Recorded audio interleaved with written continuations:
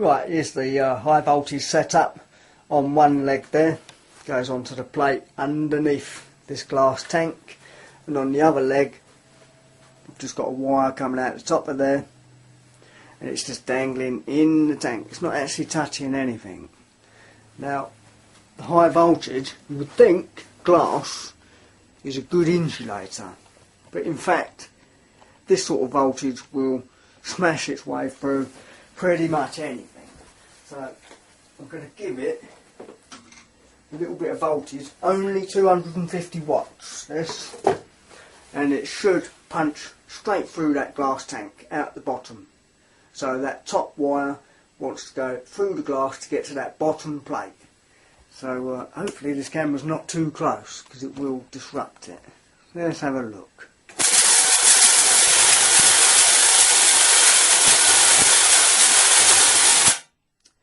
Punched its way straight through it.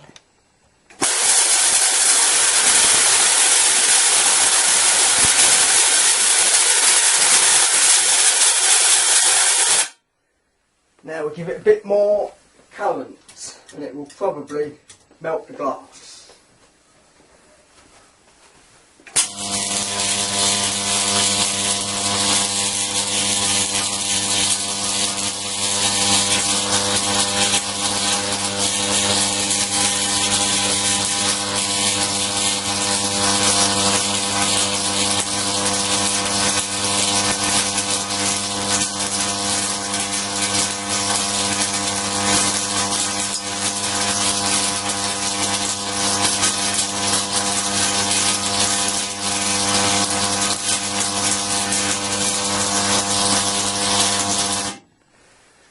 Well, I think we've definitely turned that glass into a semiconductor.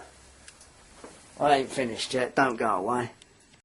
Yeah, it's definitely created a path through that glass to get where it wants. But I'm going to make it a bit more interesting. I think I'll reduce the power a little bit. Loads of little fine sparks. See what we get.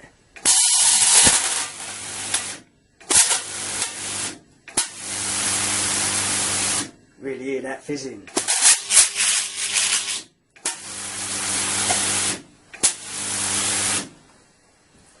Not enough. About some more.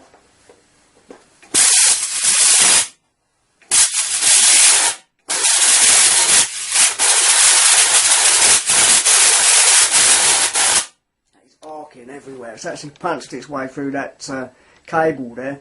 That's probably jumping a foot and a half.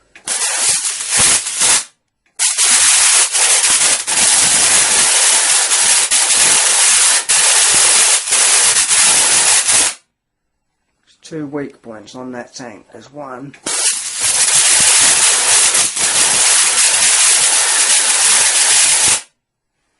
That is loud.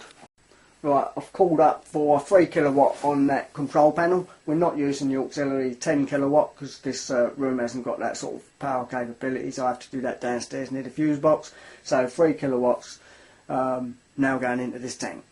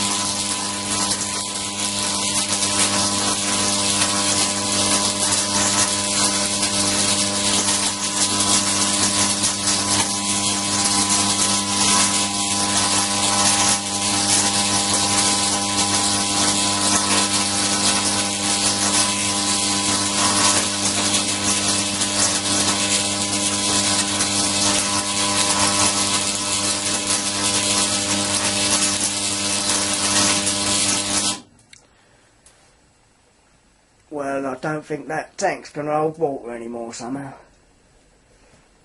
Look at that. The glass is not happy.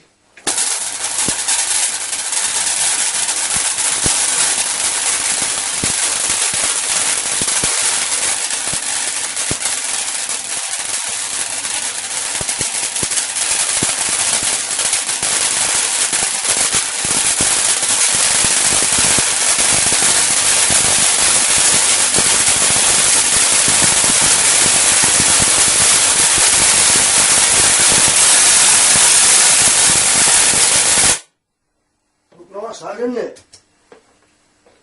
Increase the power just a little bit.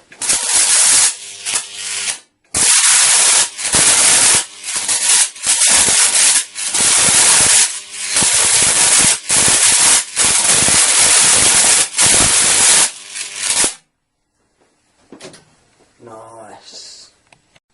Well, this is all the damage afterwards, and you can see we've got some heavy arcing which has taken place down there.